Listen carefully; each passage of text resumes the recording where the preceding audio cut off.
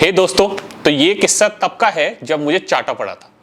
अब किस्सा सुन के बताना कि तुम्हें क्या लगता है कि मेरी गलती थी या नहीं थी, क्योंकि मुझे तो नहीं लगता कि मेरी गलती थी। किस्सा क्या स्कूल का है, तो we are going back to basics now. मेरे ख्याल से 9th या 10th की बात थी। हमारा मैथ्स का यूनिट पेपर हुआ था और यूनिट पेपर होने के बाद हम मासूम बच्चे जैसे स्कूल के होते ही है, हम पेपर डिस्कस करने लग गए।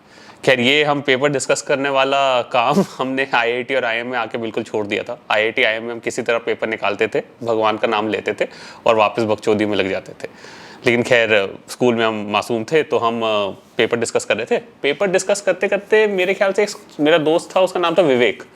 हम दोनों में एक बहस सी हो गई क्वेश्चन को लेके कि इसका आंसर क्या होना चाहिए। तो हमने कहा चलो मैम से कंफर्म कर ही लेते। तो हम दोनों निकल पड़े। हमारी मैम थी, प्रियंका मैम थी, मैथ्स की टीचर, उनके पास कि उनसे डाउट क्लैरिफाई करते हैं। तो हम गए स्टाफ रूम में, वो मिली फाइनली जाके। हमने उनसे अपना मैथ्स का सवाल पूछा, उन्होंने बताया, मेरा आंसर सही था, मैं खुश। हम लोग वापस आने लगे। अब जैसे हम वापस आ रहे थे अपने क्लास की तरफ, वहाँ पर हमें कॉरिडोर में एक सर मिले, उनका नाम था वेद प्रकाश सर। अब वेद प्रकाश सर ने ना सिंगल हैंडेडली पूरे स्कूल में आतंक मचा रखा था, ठीक है, क्योंकि उनको बस मौका चाहिए होता था बच्चों को पेलने का। तो सब लोग उनसे बहुत डरते थे। मुझे अनफॉर्चुनेटली तब तक उनके बारे में इतना नहीं पता था, ठीक है। तो वेद प्रकाश सर ने पूछा कि कहाँ से आ रहे हो।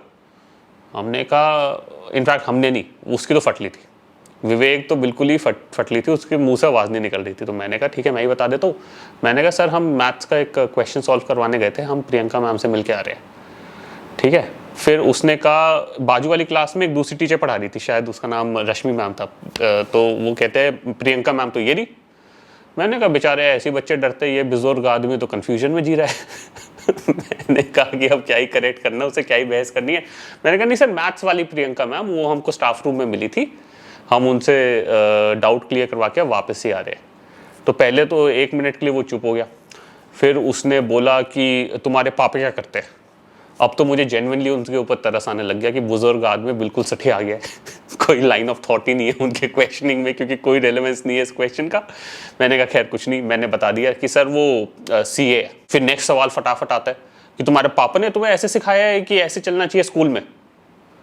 और मैंने कहा यार, अब क्या ऐसा चलना चाहिए का क्या मतलब है। ठीक है, मेरा आंसर सही था तो मैं थोड़ा खुश था, थोड़ा चौड़ा होकर मैं चल रहा था, लेकिन इतना भी नहीं कि कोई ऑफेंड हो जाए। मैं सोच ही रहा था कि इसका क्या जवाब दूं कि टपाक, तभी एक चाटा पड़ता है मुझे और मेरा पूरा गाल सुन्न, मेरा कान बजने लग गया। मैं एकदम सहम गया। बच्चे से ही थे यार, 9th की बात है, ठीक है। तो मैं एकदम सहम गया और तब उसका फिर अटेंशन पूरी गई विवेक के ऊपर। और विवेक दुबला पतला वैसी था, पूरा कांप रहा था, ठीक है। उसको एक नज़र सर ने देखा, फिर मेरे को देखता है। उसकी नज़रों में ये साफ था क्वेश्चन कि वो मुझसे पूछ रहे कि ये झेल पाएगा। मुझे विश्वास था कि विवेक तो नहीं झेल पाएगा, इसलिए मैं होप भी कर रहा था कि वो उसे चाटा मारे, ताकि अगर विवेक मर आ गया तो सर को कम से कम जेल वेल तो कुछ तो उनको सजा मिले। खैर, लेकिन मेरे ख्याल से सर ने रियलाइज़ कर लिया कि विवेक के बस की नहीं है।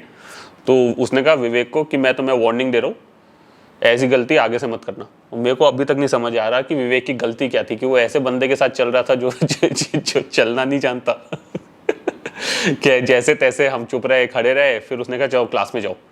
फिर हम क्लास में चले गए। अब जब हम वापस जा रहे तब मेरे प्यारे दोस्त विवेक को फिर तब वो बातूनी काफ़ी हो गया। उसने कहा कि भाई, विवेक प्रकाश सर से बहस नहीं करते, तूने 2-3 जवाब दे दिए तो उनको बुरा लग गया, तेरे को बस चुप रहना चाहिए, जो वो बोल रहे सुनते रहना चाहिए। मैंने कहा भाई अभी भी चुप रह ले, अभी भी क्या ही है तेरे को तो कुछ गया नहीं, तो चुप ही रहे। तो बस खैर चाटा पड़ गया। मैं बेचारा पूरे दिन अब बस स्कूल ख़त्म होने की वेट कर रहा था। पूरी स्कूल में ये खबर आग की तरह फैल चुकी थी। कुछ लोग मुझसे पूछ रहे थे भाई तूने मैथ्स में ऐसा क्या पूछ लिया कि देखो चाटा पड़ गया। कुछ लोग मुझसे तरस भरी नज़रों से मुझे देखे जा रहे थे। फिर किसी तरह स्कूल बंद हुआ, मैं घर पहुंचा। घर पहुंच के मैंने राहत की सांस ली कि कम से कम मेरे चलने के स्टाइल को लेके मेरे पेरेंट्स यहाँ पर तो ओवर क्रिटिकल नहीं होंगे।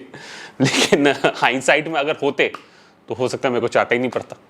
खैर, तो बताना कैसा लगा किस्सा।